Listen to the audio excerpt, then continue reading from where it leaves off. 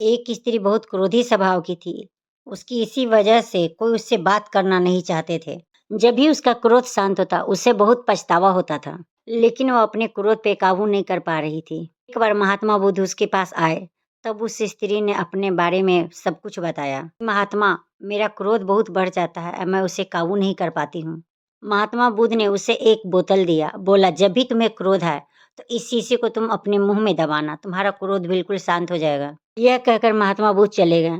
जब भी उस स्त्री को क्रोध आता, वो बोतल को अपने मुंह में रख लेती। कुछ ही हफ्ते में उसके सारा क्रोध छूमंतर हो गया।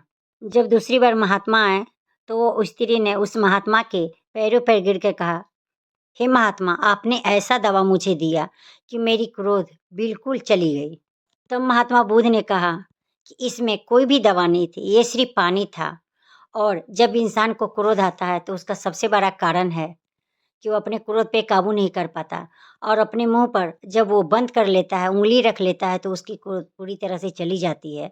और इसी वजह से तुम्हारा क्रोध चला गया। जब भी तुम्हें क्रोध आता था, तो तुम शीशी को मुंह में दबा लेती थी, और तुम्हें लगता था कि ये दवा है। इसलिए कहा जाता है कि चुप होना सबसे बड़ी दवा है।